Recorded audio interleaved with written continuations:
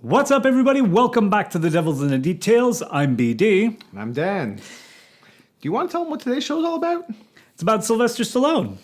And do you want to tell them what the show was originally supposed to be about? It was supposed to be about First Blood, the movie. So, what happened? Well, while doing my research for the film, I discovered that Stallone's life is way more interesting and entertaining than any single film he's ever been in. All right then. You good to go? Good to go. So are we starting at the beginning? Almost. How about a quick recap on his origin? Michael Sylvester Gardenzio Stallone was born on July 6, 1946 in the Hell's Kitchen neighborhood of Manhattan in New York City, New York. He is the elder son of Frank Stallone Sr., a hairdresser and beautician, and Jacqueline, or Jackie Stallone, maiden name Labafish, an astrologer, former dancer, and promoter of women's wrestling. Stallone's father was born in Italy and immigrated to the United States in 1930s. Stallone's mother is half French and half Ukrainian Jewish descent.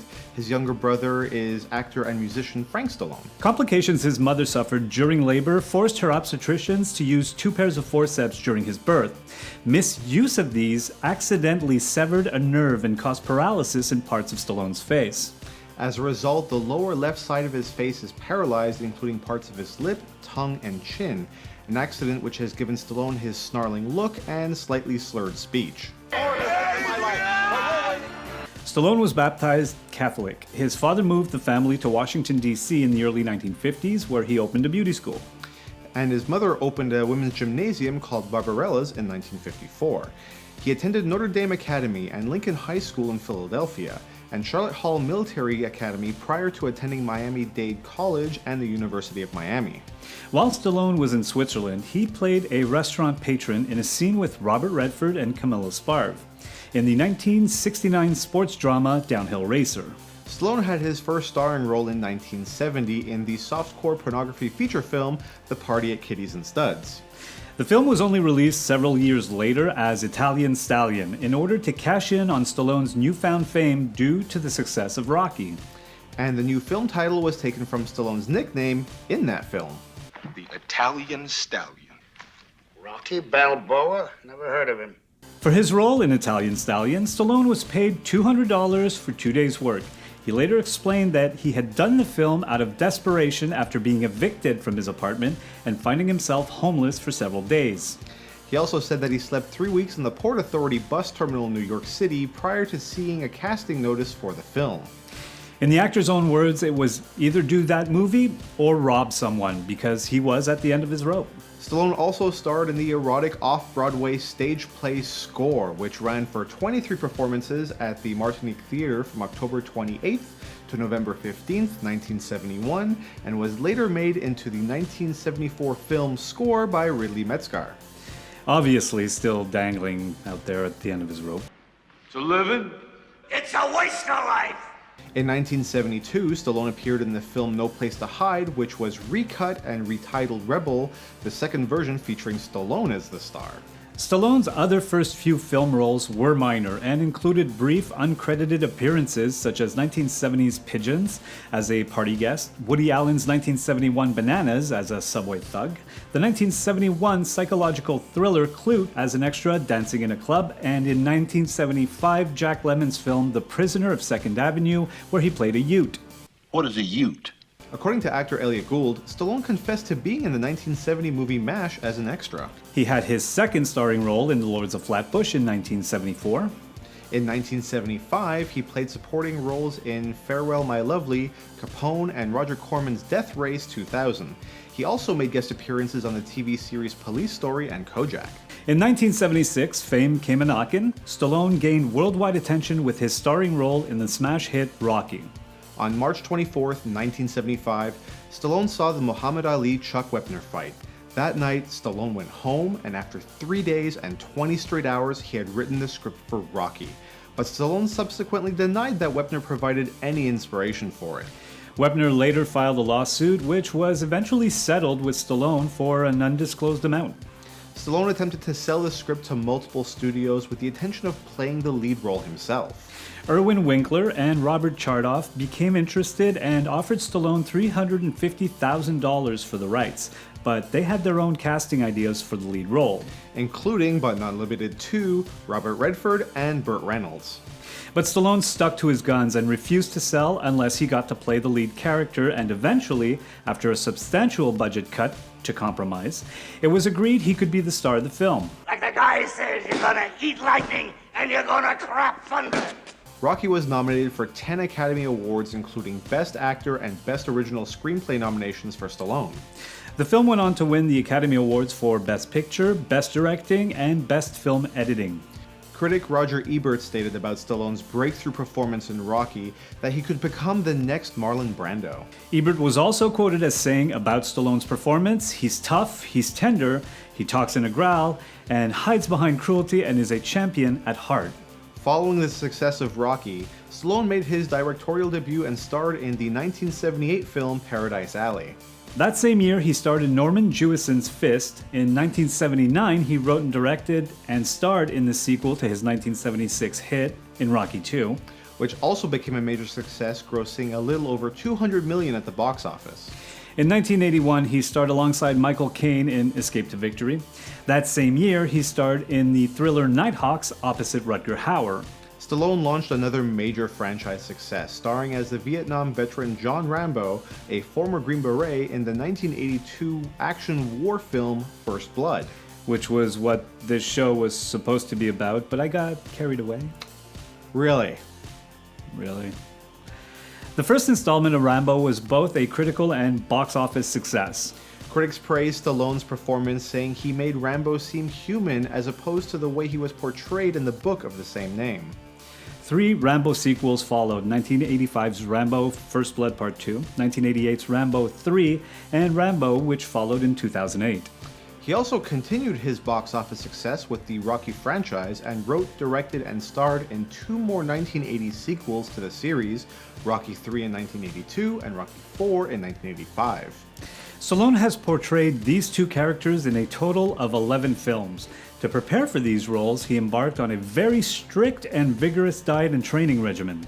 He would spend 6 days in the gym and claims to have reduced his body fat percentage to his all-time low of 2.8% for Rocky 3. Stallone met former Mr. Olympia Franco Columbu to develop his character's appearance for the films Rocky 4 and Rambo 2, just as if he himself was preparing for the Mr. Olympia competition.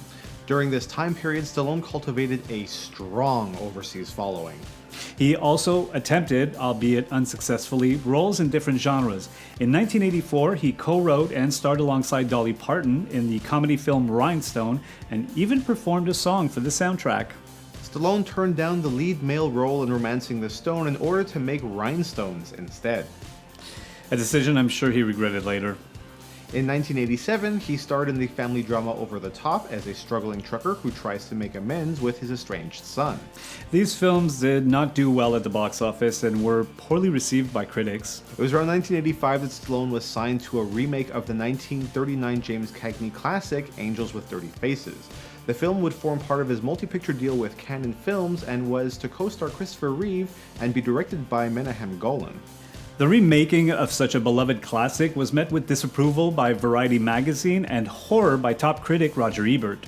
In 1986, Cannon opted to make Cobra instead, and in 1989, the buddy cop action film Tango and Cash, in which he starred alongside Kurt Russell. Both films did some pretty solid business domestically and blockbuster business overseas, grossing over $100 million in foreign markets and over $160 million worldwide. Stallone kicked off the 90s by starring in the 5th installment of the Rocky franchise, Rocky 5. This film brought back the original film's director, John Avildsen. It was considered a box office disappointment despite pulling in a little under $120 million on a $42 million budget. He returned to the comedy genre, starring in 2 comedies during the early 1990s, the critical and commercial disasters Oscar in 1991, and Stop or My Mom Will Shoot, released in 1992. In 1993, he made a comeback with the hit Cliffhanger, which was a success in the US, grossing $84 million, but even more successful worldwide, grossing $171 million. Later that year, he starred with Wesley Snipes in the sci-fi action film Demolition Man, which grossed over $158 million worldwide. In 1994, he starred in The Specialist alongside Sharon Stone. In 1995, he played the comic book character Judge Dredd in the eponymous film of the same name. You killed innocent people. The means to an end. You started a massacre. I caused the revolution. You betrayed the law. Law! His overseas box office appeal saved the domestic box office disappointment of the film, which cost a little under $100 million and barely made back its budget. In 1995, he appeared in the thriller Assassins with Julianne Moore and Antonio Banderas. In 1996, he starred in the disaster film Daylight, which wasn't a disaster in and of itself, making back double its budget at the box office. That same year, Stallone, along with an all-star cast of celebrities, played a parody of his Rocky character in the Trey Parker and Matt Stone short comedy film Your Studio and You. Okay, look, you're going to tell him I don't talk that way, right? I mean, this whole thing's been a gag to put on. I put the Rocky thing behind me. It's a character. You're going to work on that, right? You're going to tell him. I can... Sure, Brainiac. Here, have a wine cooler. It wasn't until 1997 that he was fully able to regain the critical acclaim he had garnered from his first Rocky film, when he played a role in the crime drama Copland, directed by James Mangold. His performance led him to win the Stockholm International Film Festival Best Actor Award. In 1998, he did voiceover work for the computer animated film Ants, which was a big hit domestically. In 2000, he starred in the thriller Get Carter, a remake of the 1971 British Michael Caine film of the same name, but the film was poorly received by both critics and audiences. Stallone's career declined considerably after his subsequent films, Driven in 2001, Avenging Angelo, and Detox, both released in 2002. All three films underachieved expectations to do well at the box office and were poorly received by critics. In 2003, he played a villainous role in the third installment of the Spy Kids franchise, Spy Kids 3D Game Over, which was a huge box office success. Stallone also had a cameo appearance in the 2003 French film Taxi 3 as a passenger. Following several poorly reviewed box office flops, Stallone started to regain prominence for his supporting role in the neo-noir crime drama Shade in 2003, which was praised by critics. He was also attached to star and direct a film tentatively titled Rampart Scandal, which was to be about the murder of rappers Tupac Shakur and the Notorious B.I.G., and the surrounding Los Angeles Police Department corruption scandal. That film was later titled Notorious, but ended up being shelved indefinitely. In 2005, he was the co-presenter alongside Sugar Ray Leonard on the NBC reality television boxing series The Contender. That same year, he also made a guest appearance in 2 episodes of the television series Las Vegas. In 2005, he also inducted wrestling icon Hulk Hogan into the WWE Hall of Fame. Hogan, by the way, appeared in a cameo in Rocky III as a wrestler named Thunderlips. After a 3-year hiatus from films, Stallone had a comeback in 2006 with the 6th installment of the Rocky series titled Rocky Balboa. The film was both a critical and commercial hit. After the disappointing and box office failure of the previous installment, Rocky V, Stallone had decided to write, direct, and star in a 6th installment, which would be a more appropriate climax to the series. His performance in Rocky Balboa has been praised and garnered mostly positive reviews. Stallone went on to follow that up with the 4th installment of his other successful movie franchise with Rambo, released in 2008. The Expendables was Stallone's big success of 2010. The movie, which boasts a host of yesteryear action stars, did pretty good bank at the box office. It marked the biggest opening weekend in Stallone's career and is also yet another film that Stallone wrote, directed, and starred in. A sequel, The Expendables 2, was released in August of 2012 to a positive critical reception, as opposed to the originals, despite the box office success. In 2013, Stallone starred in the action film Bullet to the Head, directed by Walter Hill, based upon Alexis Nolan's French graphic novel Du plomb dans la tête. Also in 2013, he starred in the action thriller Escape Plan along with Arnold Schwarzenegger and Jim Caviezel, and in the sports comedy Grudge Match alongside Robert De Niro. He expressed interest in making a remake of the Spanish film No Rest for the Wicked, and to star in a 5th Rambo film, but both those projects have since been shelved. The Expendables 3, the 3rd installment in the ensemble action film series, was released in August of 2014. In 2015, Stallone reprised his role as Rocky Balboa in a spin-off sequel film titled Creed. The film, directed by Ryan Coogler, received critical acclaim, portraying the iconic cinematic boxer for the 7th time. Stallone's portrayal of the character received widespread acclaim and accolades, including the Golden Globe Award for Best Supporting Actor and his third Academy Award nomination, this time for Best Supporting Actor. In 2017, Stallone appeared in Guardians of the Galaxy Volume 2, in which he portrayed Starhawk. Last July, he confirmed that he had completed a script for a sequel to Creed featuring the return of Ivan Drago, played by Dolph Lundgren from Rocky IV. He's also working on Escape Plan 3 to follow up Escape Plan 2, which is releasing July 29th. Which, by the way, would be the fourth character he has played for a third time after Rocky Balboa, John Rambo, and Barney Ross. Creed 2 went into production March 2018 with the aim for release on Thanksgiving. And let's not forget, he also plans for a fourth film in the Expendables series that will conclude the saga. I had no idea he had done so much stuff. Are you sure we covered it all, though? Oh, hell no. No. This just covers the films he's been in. Now we can dive into all the other stuff he's done, like writing a book, being a boxing promoter, all the films he's written and all the ones he's directed, the cameos, the voiceover work, the injuries he's suffered, and the songs he's recorded. We're just getting started here.